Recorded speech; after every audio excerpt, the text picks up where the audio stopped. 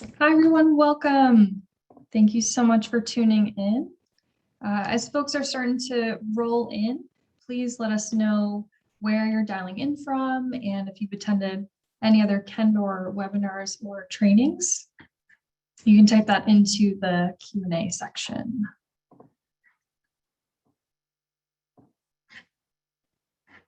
All right, we just want to give folks a few minutes to join us. So while we're waiting, I'm going to give us some information about what is coming up next. Okay, hi Ohio, hi Columbia, South Carolina, Michigan, Tennessee. We have folks from all over the place. That's wonderful. Thank you so much for tuning in. We really, really appreciate it. Okay, so I'm going to get started. Welcome to our webinar, Fine-Tuning Fluency. My name is Emma Lawler, and I just want to extend a big thank you to everyone for attending tonight's presentation. Our Executive Director, Jennifer Hasser, will be discussing the research behind fluency and the importance of prioritizing the development of this skill. So before we get started, I just want to take a moment to talk about the upcoming events we'll be hosting. We try our best to provide lots of professional development opportunities throughout the year for educators. So if you're a fan of our webinars and clicks, we're offering another free webinar titled A Dynamic Duo Layering Phonological Awareness with Phonics during the week of October 11th. We also have larger trainings coming up. We have an in-person Kendore Kingdom Part 1 workshop in LaPorte, Indiana next month. Let's see, I think we've got a couple folks in Indiana or nearby. That's awesome. This workshop covers our entire curriculum, and we're meeting September 28th and 29th, and then again in February. So if you are local to that area, please feel free to join us. We'd love to have you. We're also offering our wordplay, vocabulary, and morphology workshop in an evening virtual format in November. That workshop will run on Monday and Thursday nights, and participants will learn about the importance of morphology and vocabulary instruction. Finally, this Thursday, we'll host our optional Click, Kendore Learning instructional community. Participants will receive material downloads to use during fluency instruction. If you haven't attended one of our clicks before, each one is an interactive session that builds upon the topic covered during the webinar. So if you want to learn more after attending, please consider registering for our click. You can register for that and for anything that I've mentioned on our online store. If you have questions during the webinar, please type them into the Q&A section. We'll finish tonight's presentation with a 30-minute question and answer session, and we'll do our best to respond to all of your queries. Jennifer will address anything afterwards, so if you have your hand raised, just know we'll get to you after the presentation. And finally, after tonight's training, please head over to our Facebook and Instagram and give us a shout out. Your recommendations go a long way to spreading the word about the events we bring to educators everywhere. And without further ado, allow me to introduce Jennifer Hasser. Hello. I feel like I'm hiding behind a curtain or something. Thank you so much, Emma. Welcome everybody. So tonight we're talking about fluency, and I really had a hard time, thinking about this one because there's so many things that go into fluency. It's hard to think of it as an individual topic. So I wrote pages and pages of notes, and then I pared it down to an hour tonight. So hopefully I hit everything that you want to know about fluency, and you can ask me questions afterwards as well. And this one is kind of different. If you've been to the other webinars, this one is a little bit participatory. So if you have paper and pen and your phone handy, then you can kind of participate along with us as well. All right, so I am going to share my screen so I can share the presentation. Ready? Okay. So fine-tuning fluency. The thing about fluency is that everybody needs it and needs it to comprehend, and without it, it will cause a lot of issues, right? For kids, a lot of issues. So let's talk about no, sorry, I always put this in here. This is what we do. So we have a learning center and we also do teacher training. And if you've attended before, you probably already know this. So we're accredited by MSLEC and IDA. And we also have materials. We have an online store. Anything related to reading, pretty much that's what we do. Okay, so what is fluency? Now, fluency is when you're reading, it is accuracy plus rate.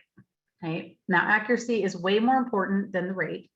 And I explain this to the kids by saying, okay, when we do some fluency activities, yeah, we want you to be, as fast as you can, try to go, but it's just like running. We don't want you to try to run so fast that you're falling down all the time and skinning your knees. We want you to go fast enough so that you are running at a good pace and you can keep up with that pace without, tripping all the time and injuring yourself. So they kind of understand that. I also explain to them that it's not about being faster than anyone around you. It's about being as fast as you can go, right? So it's kind of like be your best self. You're going to try to beat your own performance. You're the one that you're trying to improve. It doesn't matter what anybody else around you is doing. It's just, can you improve your accuracy and your rate at the same time? Okay. So rate, the thing about rate is that if you have an average rate or above average, it's going to allow you to be able to comprehend. And that's the biggest thing that fluency impacts is your comprehension. And so if kids are reading way too slowly, then they're not going to achieve that level that's going to allow for comprehension. If you've ever had to listen to a child read painfully slowly, where they're like the cat is, by the time they're at the end of the sentence, you're thinking about, did I put the laundry in the dryer? So you're unable to maintain your attention to their reading the same way it's going to be hard for them to maintain attention on what they've read, and also have enough, space in their memory to be able to create images and in order to retain that information. So it is important that we get kids to kind of that average, above average rate so that it allows for comprehension. Prosody is also important. So that's reading with expression. So having appropriate pitch and volume, expression, rhythm.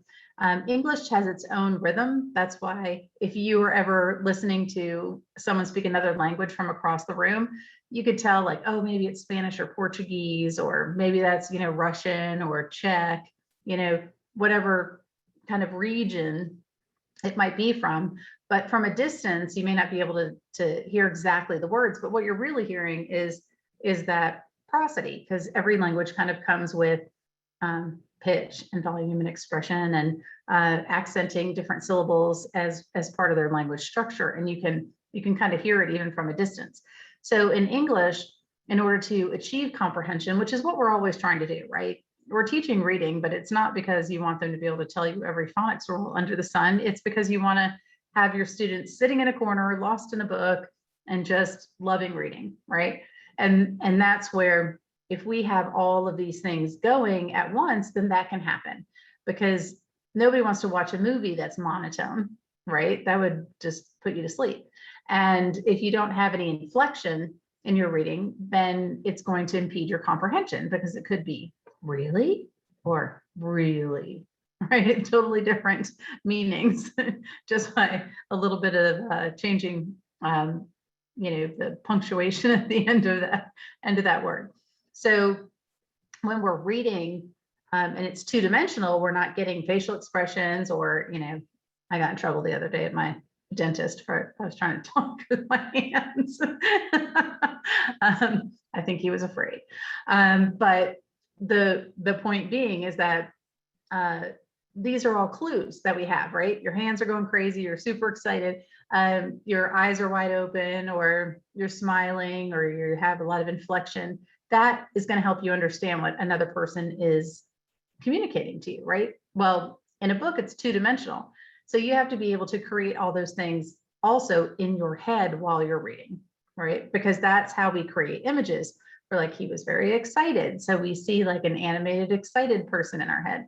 They were sad. We can create, images to match the language. And inferencing becomes very, very hard if you don't have an adequate rate and a lot of these other, pitch, volume, expression, and prosody. So we want to, that is definitely what our goal is for kids, because even though you're not going to read it orally hardly at all when you become an adult, right? But you are reading to yourself in your head. You do hear those, all of those characteristics so that you have the ability to comprehend, right? What needs to happen before a student can be a fluent reader? There are a bunch of things. And so we'll go back to Scarborough's rope and talk about this for just a second. But there's a lot that goes into fluent reading. And one thing that I kind of, don't like about Scarborough's rope is I think that I understand the whole concept, and I think everybody does, that in order to become a skilled reader, you have to know all these things. But it kind of makes it look like in the middle, it says increasingly strategic, increasingly automatic. But it acts like you've already learned all these other things like background knowledge and vocabulary, but those are continuously happening. I think, all these things are continuously happening, which I know is, implied by the thread, but, we need to remember that we don't just teach, reading in K through 2 and then expect that it's going to, keep growing on its own. We need to be working on all of these categories constantly while a kid is learning to read, because that's how they're going to become increasingly strategic and increasingly automatic. Now, I think that it's missing a couple of things. So I added these things so we could talk about them tonight. There are prerequisite skills that are not even discussed on here. And these 3 that I added are pretty important for fluency. So I added them in here tonight. So executive functioning and working memory, a lot of people talk about these separately. So if you are, a psychologist kind of going in the like ADD realm, you usually call it executive functioning. If you're a reading researcher, you tend to call it working memory. And so it depends on the field that you go into, what label you call it. But in your working memory is where you do your executive functioning, because that's where you can hold and manipulate and pull information. So you can pull lots of information in and make good decisions. That's why kids who have poor working memory usually have poor executive functioning, because those things go hand in hand. They actually have a large correlation. It's like 0.97, which is like almost perfect. So if you do an executive functioning test and a kid, they do a working memory test on a kid, they're probably going to score like exactly the same. So it's just kind of, that's why I put both of them on there, as depending on who trained you, you might look at it from both directions. Now, the second thing on here is retrieval, processing speed, and RAN, because that's, they're all kind of, similar. So retrieval is your ability to get information out of your memory when you want it, quickly and efficiently. So can you retrieve things quickly? Can you retrieve them, but it's not quickly? Does it take you forever? And by the time you retrieve what you're looking for, you forgot the rest of the sentence. So, these are things that we need to think about, especially when we're looking at fluency. Processing speed is another kind of terminology for that. So it depends on if you're like reading a psychological evaluation, they talk about processing speed a lot. And that really is indicative of your ability to retrieve information. And then RAN is rapid automatic naming. So RAN is when you have to pull out overlearned information quickly and efficiently. So these 3 things kind of are very, very similar in how they're going to impact fluency and your fluency rates. So we want to kind of, I wanted to use all 3 of those terminologies. So if I was talking about one and you knew the other, that you would at least know, that I'm kind of talking about the same thing. So when people say processing issue or processing disorder, I am not a fan of that term, because I get a lot of kids who come in with a diagnosis at our reading center that they have a processing problem. parents will say it's a processing problem. And to me, that's like going to a mechanic and they say you have an engine problem. And I'm like, well, I'm pretty sure it was an engine problem. It's not working, but what part of the engine isn't working? So when I work with kids, if they have a processing problem, I want to know what process is breaking down, because there's a lot of different processes there. So for here in this situation, I'm calling it processing speed. So your ability to go in and retrieve and pull out information in a quick manner, efficient manner, right? And then phonological memory is highly predictive of your ability to learn how to read and learn the code and learn phonics. And it's part of the phonological processes, like phonological awareness, that we look at predicting whether kids can read quickly and efficiently. So phonological memory is different from working memory in that phonological memory is purely auditory. So phonological memory is I can hear sounds, and how long can I hold those sounds for? How long can I hold things in my short-term auditory memory? And working memory has a lot more stuff in it. Okay, so it could be, not much larger, but larger, and it can be pulling out, lots of different bits of information to try to coalesce a situation, or to understand and comprehend something that we're reading, or a situation around us. So slightly different, but oftentimes used interchangeably, but not the same. So and then in the word recognition part, morphological awareness is not on here. I know that vocabulary, depth and breadth and things like that are above in language comprehension, but not specifically morphological awareness. Fluency is dramatically impacted by kids' ability to look for morphemic cues, okay? To see that there's an ED at the end and they know it's past tense, to see an ING, to see a UN, because eventually they will go from looking at individual phonemes and act to looking at the morphological context, right? So that they're looking at the pieces within the word and being able to transfer those pieces quickly and efficiently, and that's going to improve their fluency dramatically. Right? So I think it should be on the morphological awareness side, because it's oral language. When my daughter was young, of course now she's 23, but when she was young, we went collecting money door to door. For my dad had cancer. He had multiple myeloma. So, of course, 5-year-olds, they love knocking on the door. I can ask him for money. I'm mortified, but I'm standing on the curb and my daughter's knocking on the door, and she starts out saying, "Oh, my pop-pop has cancer," and gets a donation, because of course she's 5 and super cute. And then we go to the next house and she does fairly well, but by like the 4th or 5th house, her whole story has gotten a little bit jumbled talking to the people, but she said, "My pop-pop has an itis." And I thought, that's pretty good. She is morphologically aware. She knows that nobody wants an itis. And on the commercials are, do you have gingivitis or arthritis or bronchitis? And nobody wants an itis. But that let me know that she had good morphological awareness, because she's like, well, something's wrong with her. What's wrong with my pop-up? I can't remember. It was cancer, but I'm going to give him an itis. And since an itis is an inflammation, it probably would have been way better than cancer. But the woman at the door kind of looked at me, and I'm like, cancer, and she's like, okay. But I'm probably the only parent on the street going, good morphological awareness. But that translates into reading fluency, because you're starting to notice those patterns within words, and that's going to help you retrieve information quickly and easily. Okay. So what are the 2 biggest preventable impacts on fluency? Because I see a lot of fluency practice out there where people are like, I took a passage and they couldn't read it fluently. And what I find is that they couldn't read it fluently because decoding was their problem. So if they're not reading fluently, you need to make sure they can actually read. Okay. So I have this little simulation that I do. So I'm going to have you guys read it. Okay. Now you're going to read this little passage, and remember that you're going to read from right to left, not left to right. And I want you to use your good decoding skills, like sound it out, get your mouth ready.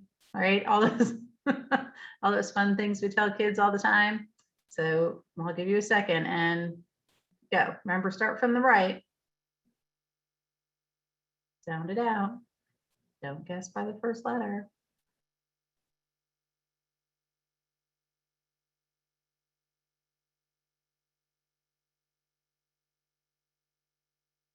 Okay. Hopefully you're done, right? I'm sure you're not. It's not as easy as as you think it might be, right? Because it's written backwards, this is actually written in the right direction. Even though you know how to decode, because it's been flipped on you, it's making it a lot harder for you. So I use it as a simulation so that you're looking at the letters and it's giving you some trouble because you're actually having to flip it in your mind's eye and then kind of read it backwards and figure out what's there. That is kind of designed to simulate what it's like for kids who don't have the decoding skills that they need, that don't have the ability to quickly and efficiently sound things out. It's going to significantly impact their fluency and their ability to read and comprehend as they go. Okay, so wasn't that fun? When it's backwards on the top, everyone's like, the A's look like S's, but when I flip it around, they're like, oh yeah, I can read it. And so you'll see at the bottom is that you don't have to look at every letter and every sound, right? Because you have got a lot of morphological clues and a lot of things that are orthographically mapped.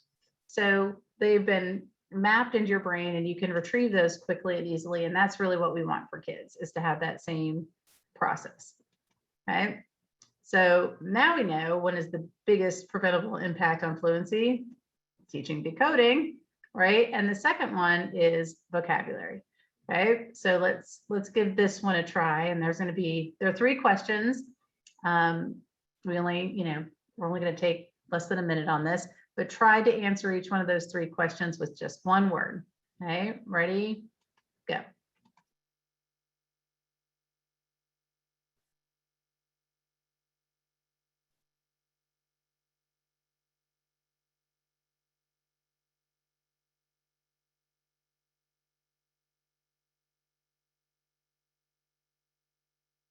Okay, so hopefully you answered the questions correctly and got all the way through that passage, right? Because you can decode, so it shouldn't have been too hard. And you realize that the first answer, what geographic features mentioned? A hill. What were they going to get? Water, which is fluid hydride of oxygen. And 3, fell. Right? So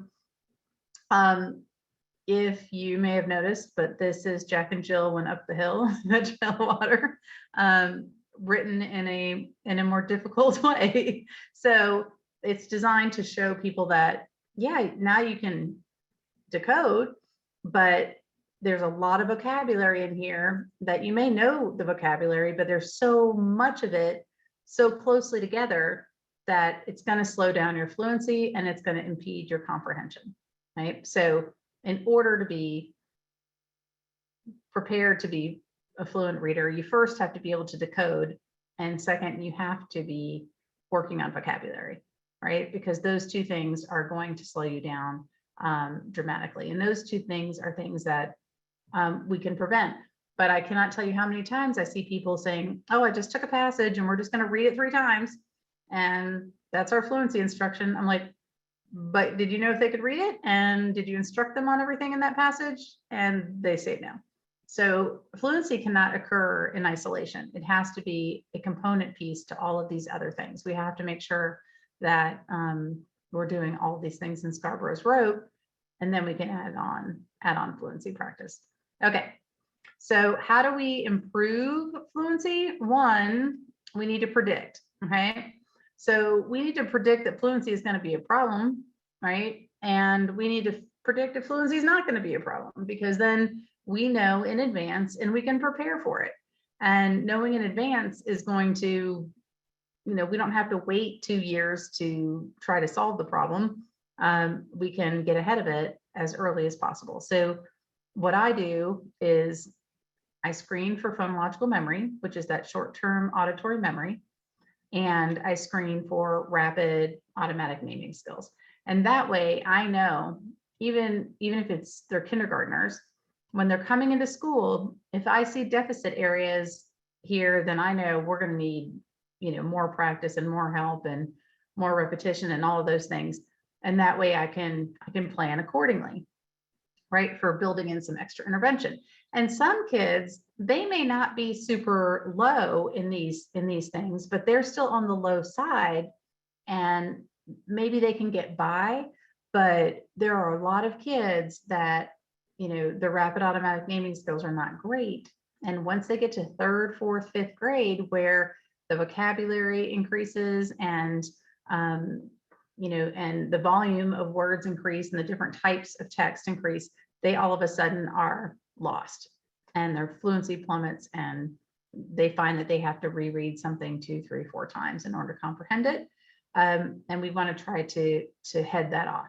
Right? So sometimes we only look at if we look at only just the kids who are really, really struggling and only give them supports, then these kids who hit that third, fourth, fifth grade slump are going to fly under the radar. So doing an assessment where you can kind of see who is in, in what kind of area or level of fluency or retrieval speed, then you're going to be able to differentiate in your classroom. You're going to be able to boost those skills and prevent, I call it, late reading failure, right? So this is going to be, I'm going to show you how to do like a little, because my whole way of presenting is I want you to be able to have kind of something you can do the next day that you can, not everyone can go out and buy like the CTOP, which is a, standardized normed measure that does phonological memory.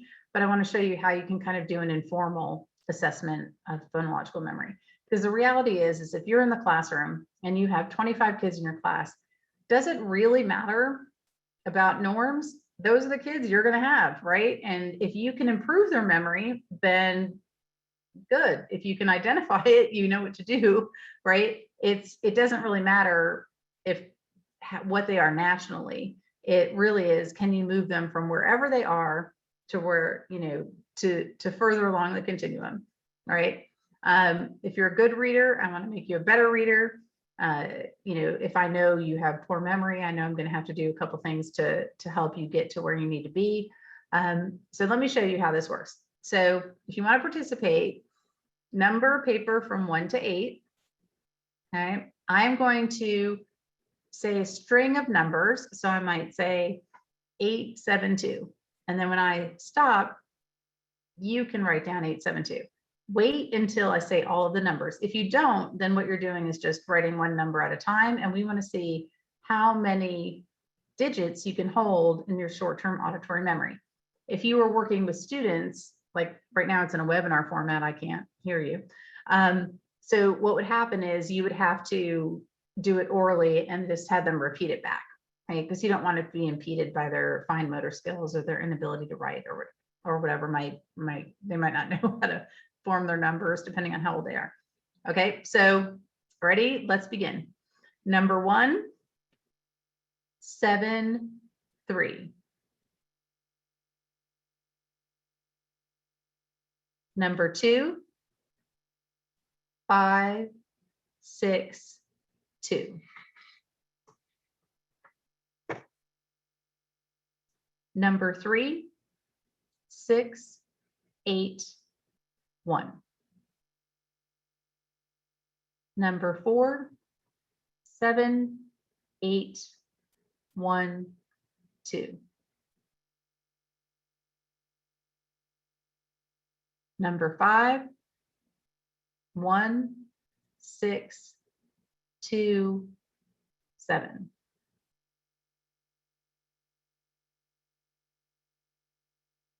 Number 6, 4, 7, 9, 3, 1.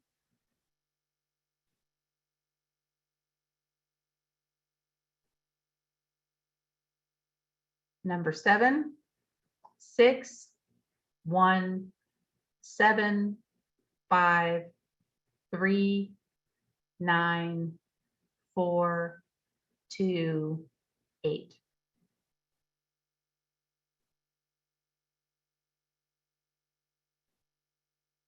Number 8, 8, 1, 7, 2, 1, 2, 3, 7, 6, 8, 7, 9. I'm just kidding. So that would be an awful lot, right? So I made them short because that's really what kids would be, like 2 digits, 3 digits, 4 digits, up to 5 digits. And then I made them a little longer to see if you were starting to lose your memory skills and needed to ramp those up, right? As we get older, then it gets harder to memorize or to remember digits. And then the last one, I was just kidding. Okay, so let me see how you did. You guys can see how you did. Okay, so if you got like the first 6 and got those all correct, if you were in elementary school, you'd be able to blend, words with 3 sounds, 4 sounds, 5 sounds. It's going to make, learning to read and automaticity a lot easier. Okay. Number 7 was a big jump, but I put it out there just to see, because some people would easily be able to do that. And then number 8, I was just messing with you. But it is an easy way to see for your little ones, how hard it is for them to hold on to that auditory information, because it is going to impact their fluency, because they not only have to read quickly and pull everything out, but they have to remember it. So if we're not giving them opportunity to be able to listen and hold and retrieve and all of that at the same time, then we are not going to have fluent readers. So so this is a really, really good thing to know. We're going to talk about what to do about it and what it looks like as we go. All right, so this is, I just made it up. It's my own rapid automatic naming test simulation. I made it up today when I was finally typing this up. Okay, so this is how it would look. You would have a practice and you would say, the instructions. What I want you to do is practice saying these letter names, right? So any automatic naming test is supposed to be comprised of things they know and that they're overlearned already.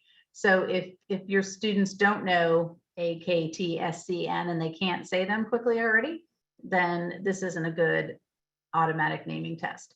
So sometimes you'll see people use like blocks of color. And so like if you use the, dots on the wall behind me, you'll be like, orange, red, blue, yellow, green, right? Then that would be automatic. But if they don't know their colors, you can't use colors. So you just have to make sure that whatever it is that you are trying to see how quickly they can retrieve it, that it is something that they know. Okay, that's the whole point. The whole point of a rapid automatic naming test is to say, how quickly can you get information out of your long-term memory and out your mouth? So then what you're going to do is I'm going to flip to the next page. If you want to time yourself, okay, you can. And you can, or I could do it. I was actually planning on doing it. Or if I do it for 10 seconds, then you guys can see how far you would have gotten in 10 seconds. Okay, are you ready? Set, go.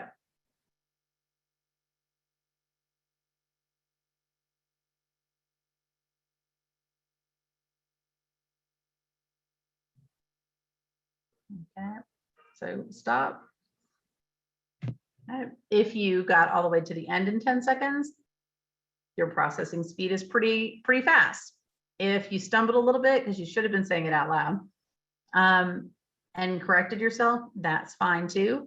But you could easily take something like this that you make yourself, as long as your kids know the letters, and test every kid in your class all the way to the end, see how far they get, and you would end up with a bell curve. You would end up with majority of your kids in the middle of the bell curve, and then some that went really, really super fast and some that went really, really slow. Right? That's That's what's going to happen in almost every group. You get a big cluster of average, and then you have outliers on either side. So same thing as you've lined your students up and said, run, you're going to have some that run really, really fast, some that run really slow, and a big clump in the middle that just kind of, jockeying for position.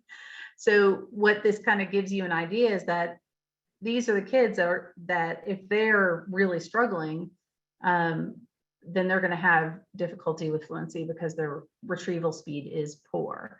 These will also be the kids that raise their hand and you call on them and they're like, blue.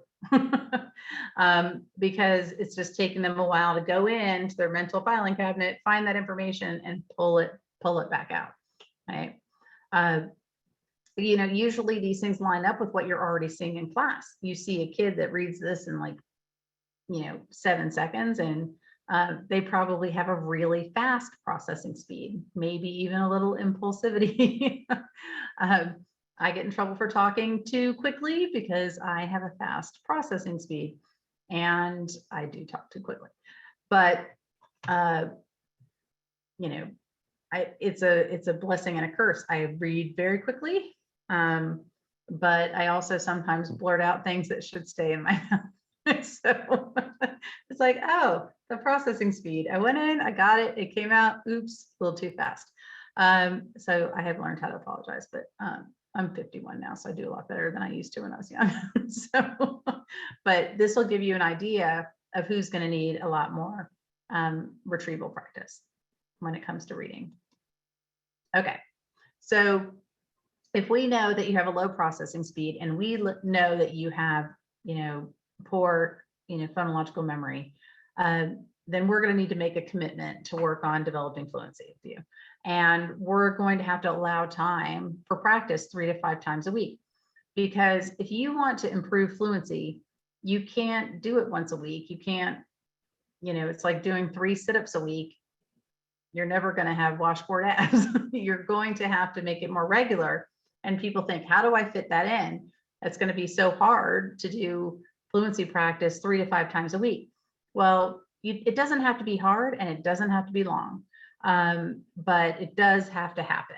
Okay, so that is the biggest thing. If you really want to see improvement in a student's fluency, then fluency practice and the repetition is what's going to make the difference. Okay. Now the practice, we have to make sure students get fluency practice at all stages of reading. So if you're familiar with Marianne Wolf and she talks about her stages of reading, we have to have automaticity, at the sound level, at the word level, at the phrase level, at connected and decodable text level. And what happens is a lot of people just skip right to decodable text, and we don't get the opportunity to overlearn things at those basic levels. And when we ask kids to just start reading and giving them a book and say, well, once you're done with this little book, maybe a little decodable, then, and you're fluent, we'll give you another one. And I think what people don't realize is they're saying, well, when you've memorized this book, then we'll give you another one.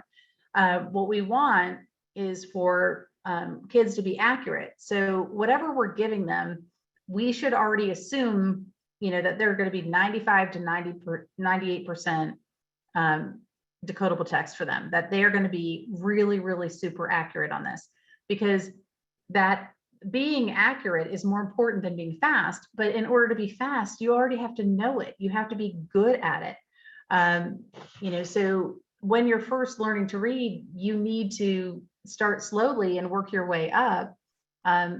Start with your sounds, then you're going to be blending your sounds, then you're going to be learning those high frequency words, all of those things, you're going to move up, but you have to master all of those at the same time, right? So you can't, teach them and then immediately go to words and expect that automaticity is been built over time, because it usually has not been. So you want to make sure that everything that you're putting in front of them, they've learned, that they can have accuracy on if they're slow, and then speed them up. You're going to tend to see a few more mistakes because you're asking them to try to go a little faster. And until something's overlearned, they may stumble a bit, and that's okay, but you're giving them the practice of retrieving. and the practice of doing it over and over and over again.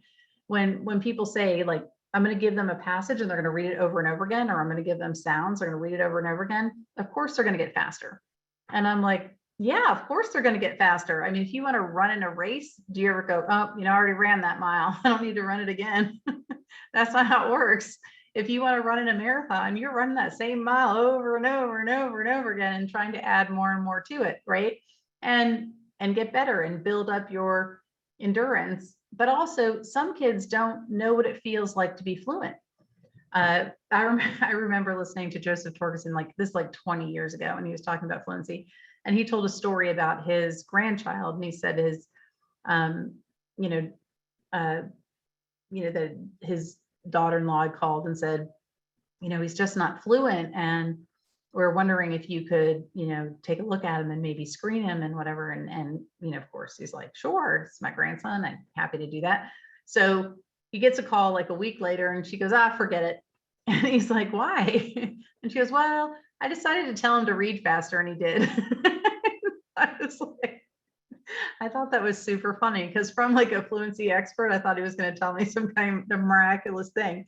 But really, sometimes kids don't know that they're supposed to read faster. They don't know that, they've been taught to sound out every sound, cat, and they don't know that they could just say cat and start doing that in their head. So you got to communicate these things to kids and let them know, okay, this is what our goals are, this is what we're trying to do. But also, if you've never felt like what it's like to be fluent, then you don't know what you're aiming for. So if every text that you're reading is the first time you're reading it, and then you go on to the next one, you may not even know, inside of your brain what it feels like to be fluent, and to have that experience of being able to retrieve things quickly and easily. And we know from brain research that we develop those neural connections to information that once we've overlearned it, there's a superhighway, from the back of our brain straight out that tells us this is that word. We don't sound out words now that we're adults very often. They're all in there. They've all been orthographically mapped. So doing this fluency practice is also going to help kids orthographically map some of these words with that repetition that they may still need, right? So you definitely read each drill 3 to 4 times on the same day, the same practice, right? It's the same. It's not a big deal. It's good that they get that repetition. Okay, so this is a consonant drill. So I'm just gonna do 6 seconds, and so you guys can kind of feel what it feels like. I'll model it for you first. So if I had 6 seconds, it would be start.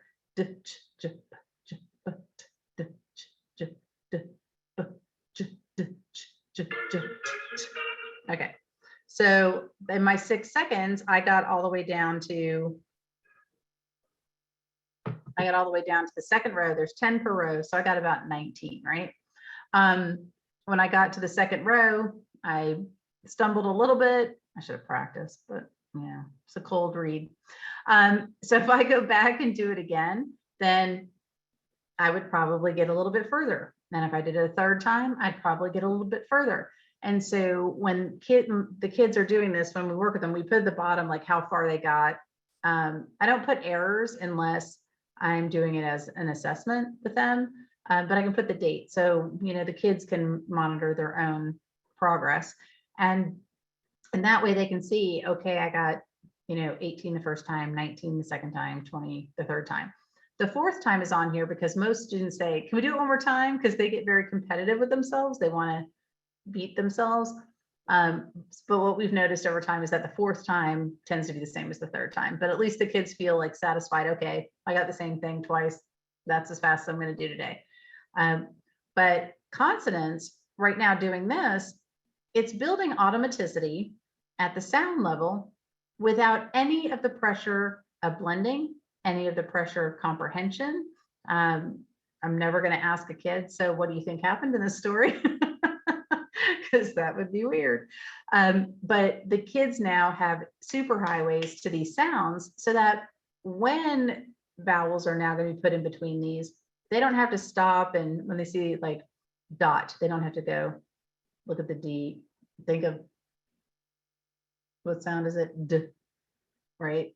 Because the kids, when their retrieval is poor, they have to like look up at the ceiling, think about a keyword, isolate the sound, then tell you, then they blend it.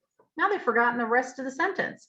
So having that automaticity with consonants is going to afford them a lot of opportunity to just focus on blending when we start putting the vowels in the middle. Okay, now it's going to be dependent on what your scope and sequence is. I teach my consonants first, in voiced and unvoiced pairs, but other people may not. But if you can get sounds in isolation to be automatized, then when they come across a word and they have to sound it out, it's so fast that all they're worried about is blending. And that's going to seriously increase their fluency rate at that basic level. Now, the other thing that people don't realize what impacts fluency a lot is that kids can't transition from line to line, right? So many kids skip lines and they don't know how to go from the end all the way to the beginning. Believe it or not, in the Middle Ages, or really kind of the Dark Ages to the Middle Ages, we used to write going from right to left, and it would loop back around and loop back around and loop back around because a lot of the Hebrew and Semitic languages are actually from right to left, and then we transitioned from left to right, and then we decided to pick up and have to go to the beginning of the next line. So for some kids, the first time they're trying to transition from line to line is in text, and then they're trying to blend words and they're trying to remember what they mean and stay on the line and transition and punctuation and all these other things are taking place, and they're not able to focus on one thing at a time, right? So I treat it more like a sport. Reading is a man-made skill, just like basketball. And so this would be dribbling. And we're not going to start passing until we finish dribbling. And we're going to dribble in place until you're good. Then we'll dribble and run. Then we'll dribble around cones. Then we'll get to dribble around cones and pass to our friends. Then we'll be able to shoot. And you layer in the skills so that as these things get mastered, their fluency is automatically going to improve instead of waiting till you have a story in front of you to get there. So this definitely builds their fluency capacity over time. These are high frequency words. When I introduce like these, it is early because they need to know them. So I consider these to be irregular, even though a lot of these on this page are not eventually going to be irregular. As soon as we learn the rule, then they are no longer irregular. But in the beginning, we're focusing on blending and a lot of CVC or consonant blends. These we're just going to be kind of treated as irregular words. So, but because these are so highly frequent, they need to know them like that, because the biggest impact on fluency is automatic retrieval of high frequency words. 60% of the words on a page are high frequency words. There are function words, they're Anglo-Saxon words, so a lot of them are irregular from standard basic phonics, but 60% of words on a page, so we better know them like that, so it's not an issue, right? Think of it like going to a party. If 60% of the people there are your family and you know them, it's going to be a lot easier to meet new people coming in and remember who they are and retain that information. So if this stuff is overlearned, then that is a very good thing, right? So, and now this is phrases. So phrases are going to allow us to work on prosody, because we're not going to have prosody when we're reading consonants. We're not going to be like j, cha, like that would be bad anyway, because I just added enough. We want to keep them short and crisp. But here we can do, did she rush? When the sun, you have been, chin up in a big mug, have fun, she said, with a nut, because that is the way we talk. We talk in phrases, we read in phrases, we comprehend in phrases. That is why, when kids read like little robots, we can't understand what they're reading. It's hard for us to maintain focus and attention because it impacts our comprehension. So we don't want kids to get to a point where they're reading stories like a robot, because that's not reading. and that's going to impede their comprehension. But we're also telling them it's okay to read like that, but it's really not. So we can bring them, to phrases and model it, like say, did she rush? When the sun, and have them practice, basically that lilting and that prosody. Some of these can be complete sentences, so I'll have them, read them like a, did she rush, with inflection, or have a hug, like I'm asking a question, right? And so that way you can say, oh, I can do it as a statement. I could do it as a question. I can do it, as an exclamation. And then you can practice, and sometimes you can practice putting some of these together, and then it can come into it. Kids can see comprehension wise what could actually be a sentence, right? Right. So the phrases, I think, are pretty important. If you do use passages, you can still scoop their passages into phrases and have them just practice reading what is in a scoop, 3 words at a time. Did she rush? And so if you're using a passage, this is a story. It's riveting. The movie is going to come out shortly. I'm just kidding. But the bad job, right? We got on the bus to get to the job. If I don't have phrase drills, I could say I could scoop, we got on a bus to get to the job, right? Because that's pretty much the way that we talk. I wouldn't go, we got on the bus to get to the job. At the job we had to mop. That is, I can't even understand what I'm saying when I'm doing that. So we want to make sure that that's happening. But if we've been doing the other drills, like a consonant drill and the high frequency word drills, then they've been practicing for a while how to transition from line to line. So now we've got the skills that we need, right? Because it's going to be a controlled vocabulary, it's decodable for them. But we've also practiced tracking our eyes to go down and go around those lines. So we're going to be less likely to miss lines, which is going to impact our comprehension. So these things are all building, and we're building capacity, because this right here, this is the game, right? Before we were just dribbling, then we got our high frequency words and we were just shooting. Then we got phrases. We were doing a little scrimmage with our team. And then now we're in the game, and we can see, where do we need to practice? Where do we stop at the period, and what does capital letter mean? And how do we pause in between those? And that's going to give kids, more practice. But this should be, when they get this, they should have learned every single thing in this story before this is put in front of them, right? And it can be used as an assessment, kind of like your running record if you want. It can be sent home so parents can, practice it with their child. The student can illustrate it, and then you can see if they understand it. So there's lots of ways that these things can contribute to fluency. Okay, so how do we improve fluency? 1, we predict. We assess fluency predictors. 2, we prescribe. We make a commitment to work on developing fluency based on how they're scoring on some of these predictors, right? Like, oh, this is going to be a major effort, right? 3, we need to practice. We need to make sure students get those practice, the practice in at all stages of reading. That we remember that they should have been exposed to everything on that page, and it should be 95 to 98% decodable. And then we want to perfect it by, teaching vocabulary, through morphology, because those morphological pieces are, as it gets harder, like right there, it was like a CVC fluency, right? The lower level. But as kids get older, they're going to be looking for those morphological cues. And that is going to be really important, that they don't have to sound every single word out letter by letter and figure it out, but that they're going to be able to pick out affixes, the prefix or a suffix and a base, and that they've seen them before. That's going to speed them up dramatically by having that skill set. And you can start that in kindergarten, right? So these are some key points. Everyone has a different processing / retrieval speed. Everybody. Grading based on reading rate is like grading based on height.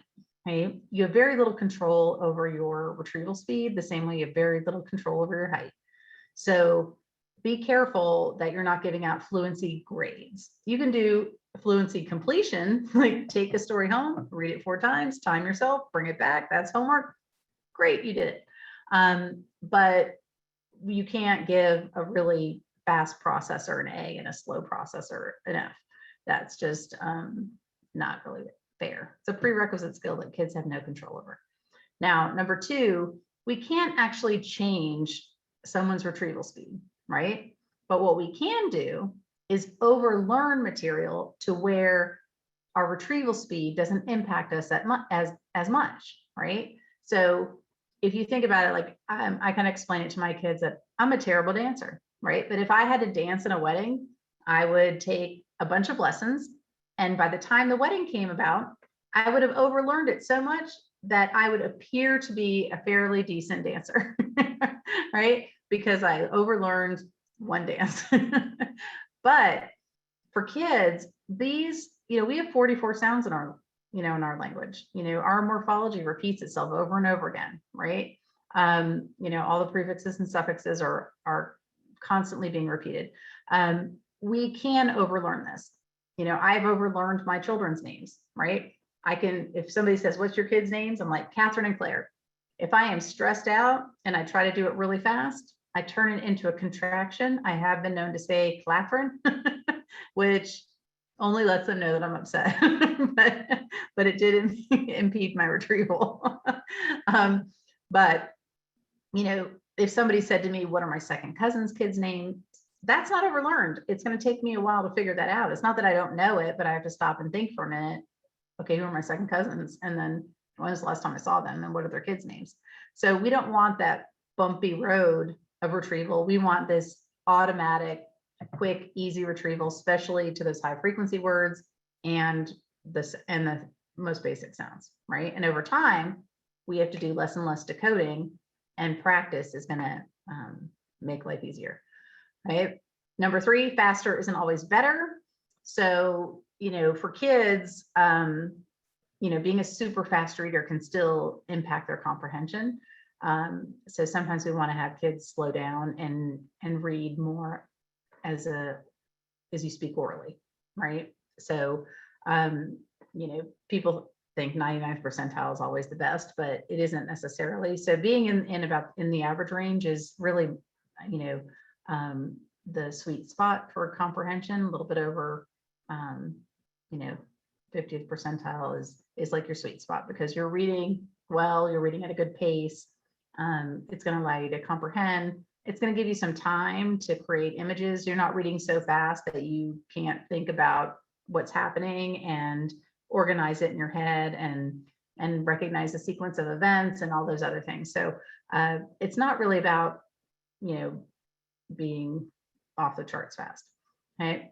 Number 4, it doesn't take a lot of time or energy to make a big difference in fluency. So you seriously could do 10 seconds of the consonant drill 4 times. That would take 40 seconds. That's not a big deal.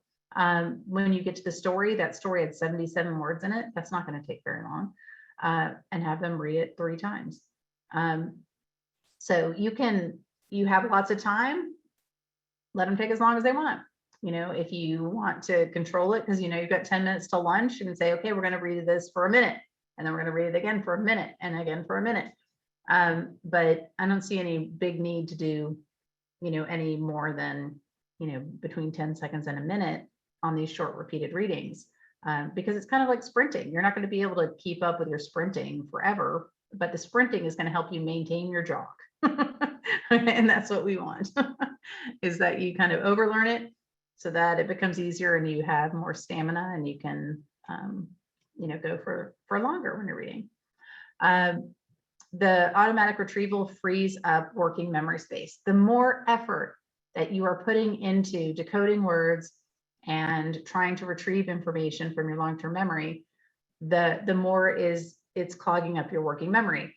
So if you're ever like driving somewhere new and you're looking for the numbers, the house numbers, and your kids are being loud and you say, be quiet, I can't see. That's because what's happening is them being noisy is taking up some of your working memory space, and it is impeding you because you need more working memory space to go somewhere new, right? So if it's someplace you always go to, you could have the radio on and the kids are screaming and who knows what's happening in the car, right? But you're always going to the same place, so it's overlearned, and maybe even you've automatically gone home one time when you meant to go somewhere else because that's so overlearned that it's become easy for you. And that's what we want. We want that fluency practice to lead to overlearned behavior, to take a lot of the work out of it for kids so that they have more room for comprehension, right? No one is hurt by fluency practice. I get a lot of people ask me, but what about my kids who are already reading? And what am I, you're not going to hurt anybody by making them more automatic.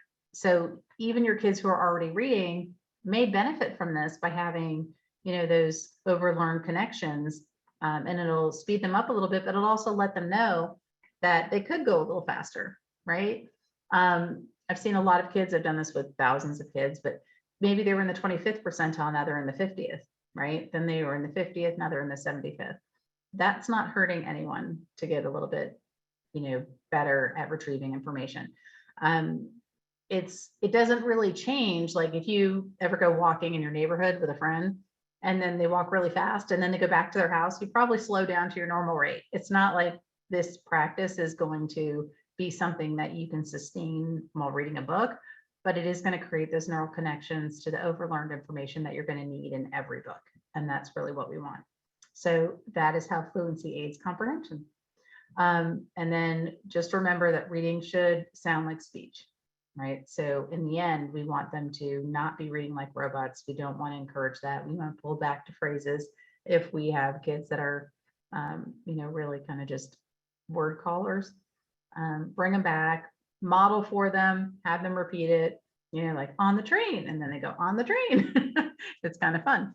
And then have them, repeat back the sentence with you, and it'll help them to take that information and internalize that habit, right?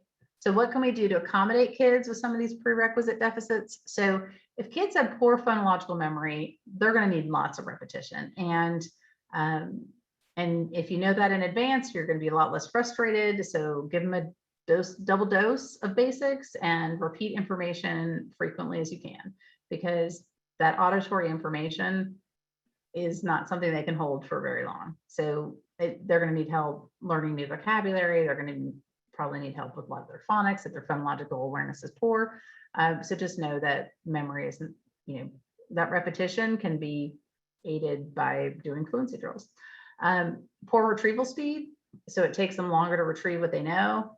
They can do extra fluency practice. You can shorten assignments for them and make it quality over quantity.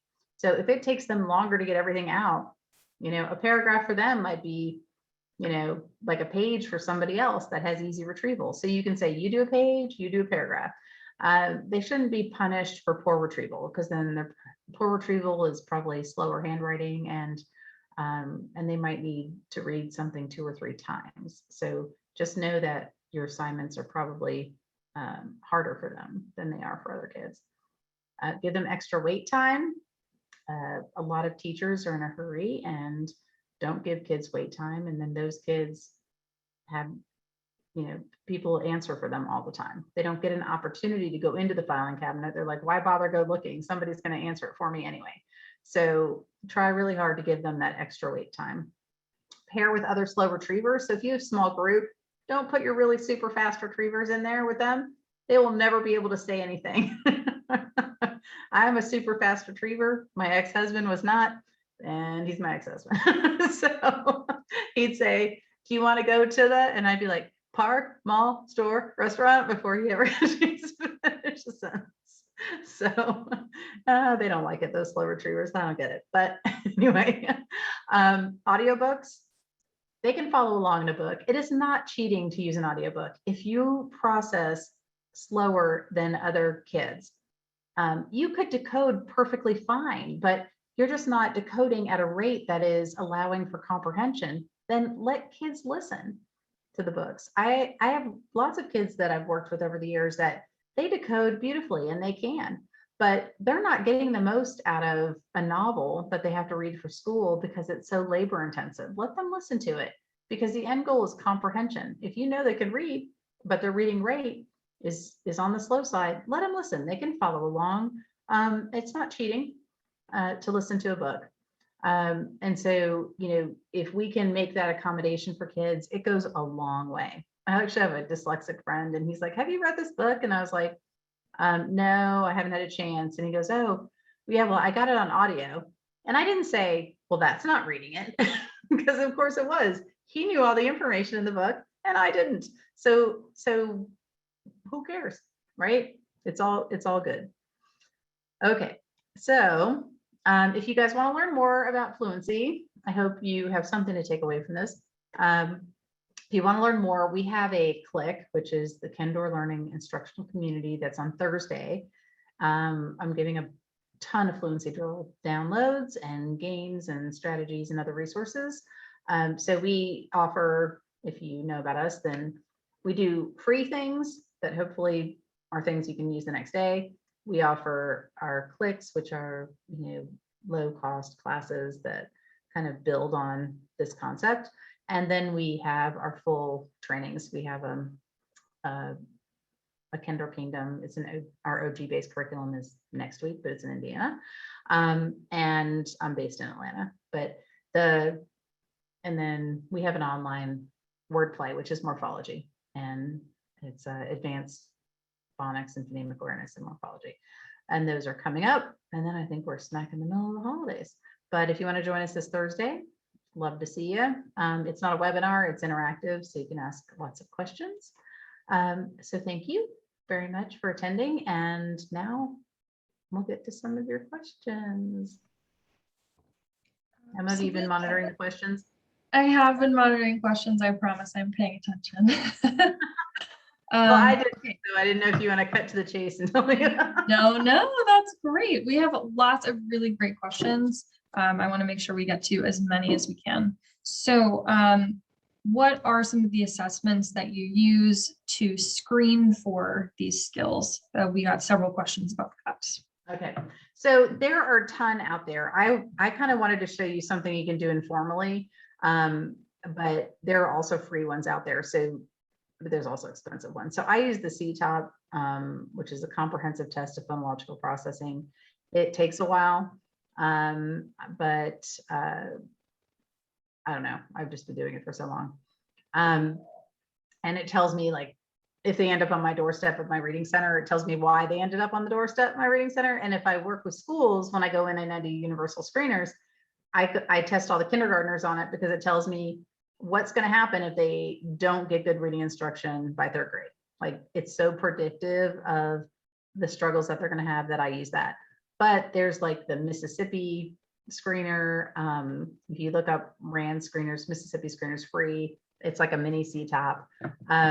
There's a lot of them out there, but you can also make a homemade one, like I kind of showed you. So it doesn't have to be anything fancy, to give you an idea of how your class is doing. So if you're in a classroom, it's the comparison group that matters. Now, if you are like a one-on-one tutor or a parent, you need some kind of standard to compare to.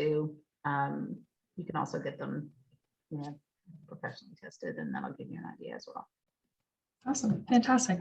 Again, if you have any hand raised, please go ahead and type your question into the Q&A, and we'll try our best to get to everything. Okay, a few questions about decoding. So, do fonts make a difference in decoding? Well, when you're first really young, then, a crisp, clear font, like I use ABC font, so it's like a ball and stick when they're little. They are exposed to a lot of different fonts. Like New Times Roman is in a ton of books, and the A's are like this, like scooped around, and the G's are weird, and they see a lot of environmental print, on McDonald's and Taco Bell, or I don't know why, I must be hungry. I don't even eat those places, but logos everywhere. So kids, start to get pretty good at it. I mean, if you have like a severely dyslexic kid, then a crisp, clear, easy to read font is probably nice, but no one else is going to do that for them. So I think giving kids, if you can, exposure to different fonts is not terrible. I mean, not when they're very first starting, but after that. It's useful. Okay, one person asked, what is a way that you could help teach students to transition from line to line? I know you mentioned that was a habit you see. I actually, we went, that was a long time ago. We went head to head with another curriculum in a school to see which one was more effective. And the test that they used was Dibbles. And we've done fluency drills for forever and trying to stay on the line and transition. And I don't care if kids use their fingers because, I mean, hey, it's always attached. Why not use it? And so we found when we were done, our kids didn't skip any lines just from practicing going through the drills. And it actually gave us a leg up on Dibbles over the other one because the kids were skipping lines. So I was like, well, that worked out. But it was an unintended consequence. But we have, I mean, a lot of data that showed that just doing those kind of drills keeps you going from line to line. Makes total sense. Something that I've definitely seen as well. We got a question about doing fluency activities as a group versus individually. Can you talk more about kind of both styles? Yeah, I was looking to see if I have my phone. I have my old phone, but not my new phone. So when I do it whole group, I use the phone, right, the phonics phone, because it amplifies the sound going to your ear. And that way, when we do like whole class, I tell the kids to just kind of say everything under their breath, but not super loud. But it amplifies it. So it's usually just sounds like a low murmur around the class. So if everyone's doing that, it's like I can hear it really loud and no one else can. And so it may not be perfect, but if I don't have time to do one-on-one all the time, then I do whole group, and I do some of it whole group, I'll do some of it small group, and then I'll do an assessment one-on-one. Absolutely. Okay. So one person said that they work with students that struggle with B's and D's. So if a student is struggling with something, do you want to leave it out of the drill? Do you want to include it? How would you help them kind of work through that confusion? I mean, I've put them in the drill, but we have, I do a lot of different visual discrimination activities too, but for fluency, go through and circle all the B's as fast as you can. Like, go through and circle all the D's as fast as you can. So you're kind of giving them a challenge, and then they can at the end see, did you find 15? And they're like, I found 22. Well, maybe you have some D's. Go back and figure out which ones are D's. But kids like to be timed. They like to be challenged. They like to beat their time. They like to hold the timer, because this isn't about, how many can you finish in a minute. You're, like you have to finish the whole thing in a minute. It's about how many can you finish in a minute or whatever. Like, so I did 30 in a minute. Now I'm going to see if I can do 35 versus a lot of 1 minute reads are like, you didn't finish it. It was a failure no matter what. So this is just kind of showing them that they can improve over time as new things are introduced. Absolutely. One person asked, could you restate the difference between working memory and phonological memory? I know you had that great kind of spiral graphic earlier. Spiral's not a great word. Working memory is, and kids with really short attention spans, it's almost the same thing. So I always use the example of like, if you had a kid and he sees somebody and he wants to hit them and he hits them. And then the teacher says, why did you hit them? And they go, I don't know.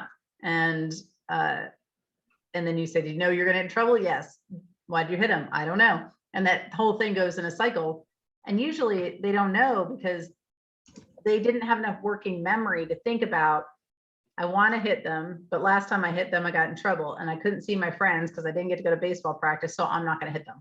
And that's what happens in working memory. That's why working memory and executive functioning go hand in hand, because executive functioning is planning and organizing and saying, okay, I need to be at this place at this time, and I don't have a time machine, so I have to leave earlier and I have to do all these other things, right? Planning and organizing. Em and I were talking about that earlier.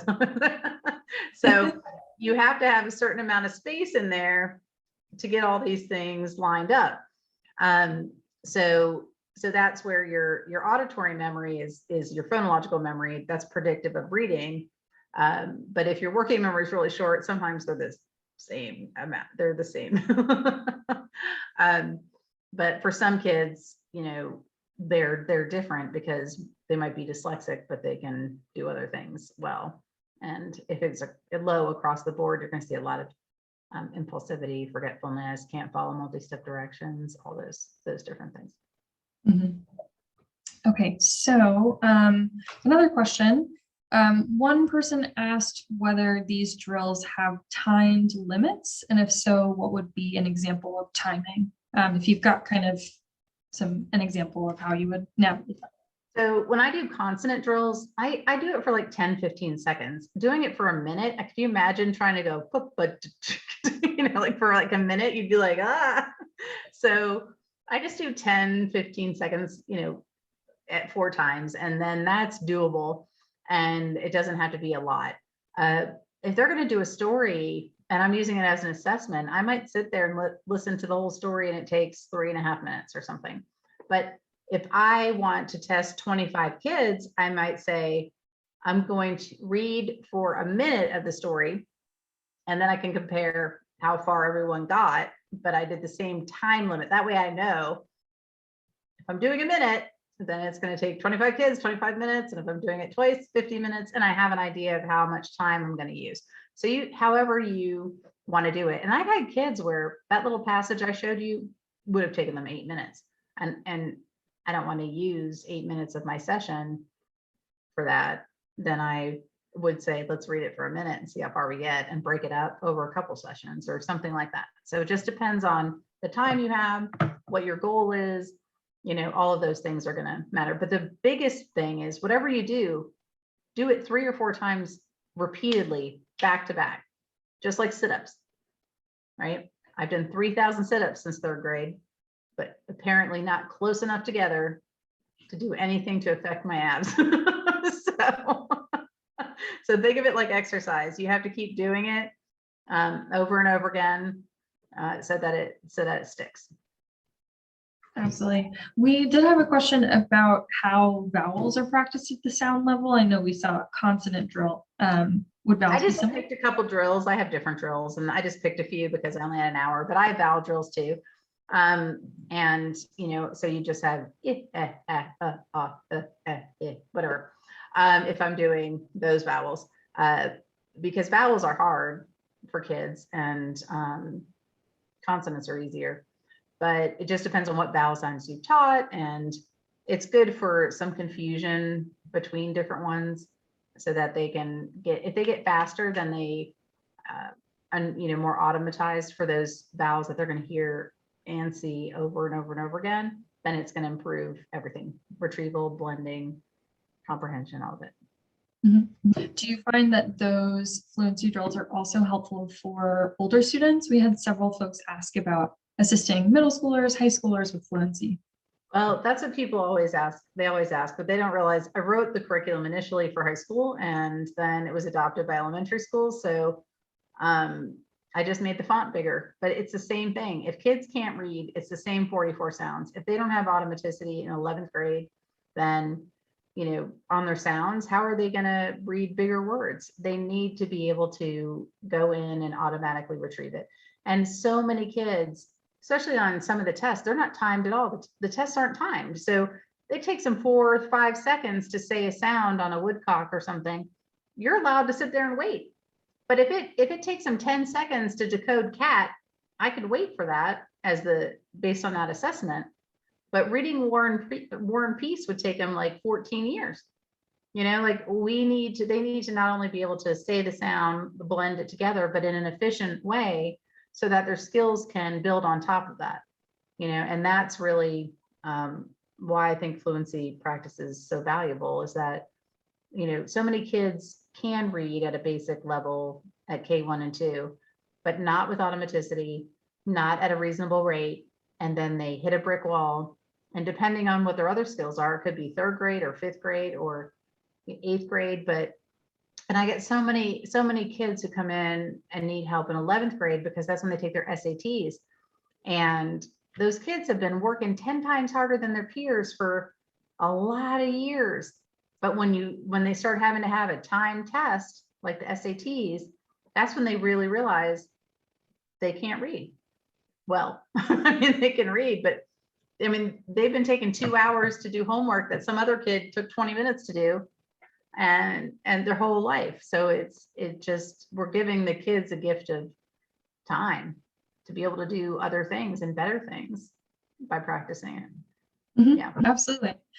We did get a question about, earlier you mentioned that the knowledge of high frequency words, have a major impact on fluency. Do you find that this is true for students in younger grades as well as kind of more advanced students? well, yeah, if you can't retrieve them quickly, it's just, I always go back to reading is a man-made skill. It is not something you naturally develop over time, like speech. So expecting a kid to, say, play basketball because they're 13, they should be better than an 8-year-old. Well, there might be an 8-year-old who's been playing for 3 years and going to be better than the 13-year-old. If you don't have the prerequisite skills for it, it doesn't just come at 18. Those kids have been playing for 10 years, and it's because they're tall or they're fast, they're athletic, good eye-hand coordination. All those prerequisites lead into how well you're going to do once you're taught. But there's no, you don't develop into an NBA basketball player. You still are going to have to learn it, just like you're going to have to learn how to read. And I'm telling you, LeBron still goes to practice, even though he's the best in the world.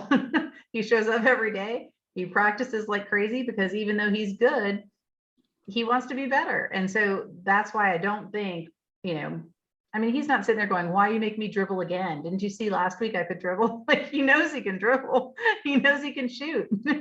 He knows he can dunk, but he still practices. And that's why I'm saying, like, everybody could use to be a better reader and more advanced, but we think, oh, they can already read, we don't need to do anything with them. And I think that's unfair.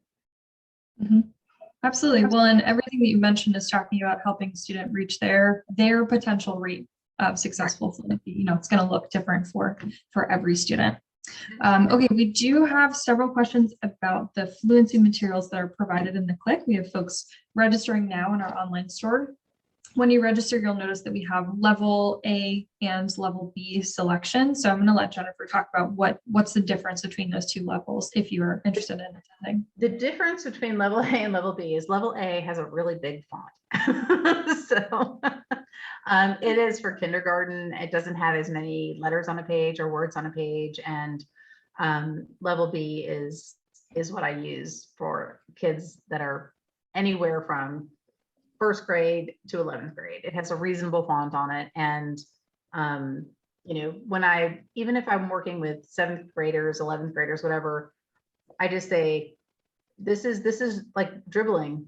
This is a drill. This is like sprints, like if you play basketball, like, why are you making me run back and forth, back and forth, back and forth? It's because they're trying to build your endurance. It's not like, so it's the same thing. I'm trying to build kids automaticity and reading endurance. And so I do have kids do it regardless of age, because I want to improve their speed. And when they're older, what I say to them is, if we work on this for a little bit right now, let's say in college, you're going to have to do 1,000 hours of studying. But if we get double your rate, you only have to do 500 hours of studying. That means you have 500 free hours to date hot girls. And if they're in college, they're like, all right.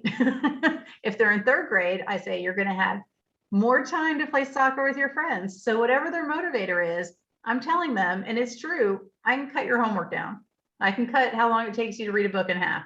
Then they're way more willing to do the fundamentals. And that's what this is. This is part of the fundamentals that you need to do to become, good. Mm-hmm. So, yep. But in the Click will give you the sounds the consonant sounds, the vowel sounds, the high frequency words, stories. I think the only thing I'm not doing is nonsense words. So yeah, I think all those are plus like other things you can do with the drills. There's lots of different activities you can do with the drills, because after you used it for a drill, it's like that tree died for a reason. So I've got a lot of games and activities I do with the sheet so that tree did not give its life in vain. Absolutely. Yeah. 40 seconds and then that's it. No. So yeah, so we'll go over those things and some fluency activities. There's other things you can do to improve speed that don't require drills. So that we'll just have more time on Thursday to go over those things. Yeah, absolutely. I know that you have a lot of activities for a wide range of kids at ages and stages. So, don't be discouraged if you have students that are in high school. Please still attend the quick. There's a lot of information we can provide.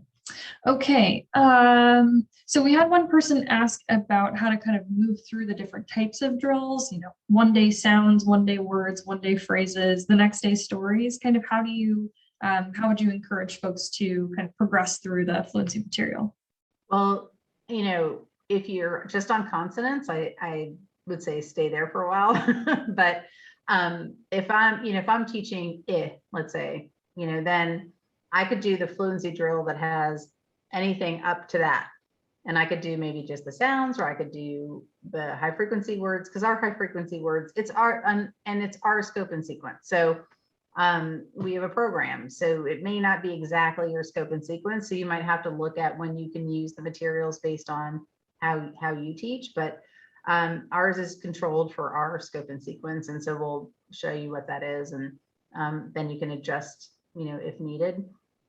But like I said, they have to be like 95 to 98% decodable. So, maybe they'd be fine. They wouldn't be 100. I mean, for us, they're 100% decodable by the time we put them in front of you. We've taught everything on that page. It doesn't mean they get them 100% right, because once you ask them to start being faster, you see more errors. So just because of the nature of you're trying to speed them up. But hopefully then that starts to go down as they get more fluent and have better retrieval speed.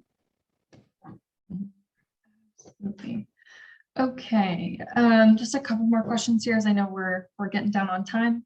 If a student has issues with speech production or pronunciation, is that something that you can also address during the sound fluency practice? Yes, but you just got to be careful if there's certain sounds that they're really can't articulate. You don't want them to say them faster. You want to slow them down and work on articulation. So you might want to pull out some of the sounds that kids, if they're really struggling with articulation, then why would you do that? So it's just, I'm the queen of analogies, but if I'm gonna teach a kid juggling, I'm not going to start with chainsaws. I'm going to start with those little, handkerchiefs that go really slow and build up our capacity, right? Because if you start with chainsaws, then juggling's over. Pretty sure that's the end of your juggling career. So it's just about not pushing kids too far too fast and not causing anxiety. It's supposed to be a successful experience, not a traumatizing experience. Absolutely. Okay, if you want to look through just really quickly, I've tried to kind of get through the majority of things. Is there any remaining questions I tried to touch on? The topic is 2 hours, right? Because people are saying it's not an hour. Yeah, it's a couple hours. And I'm notorious for staying after, because people ask me questions, I answer them. So this one is kind of good. Do some kids read faster when they read silently versus orally? Most people do.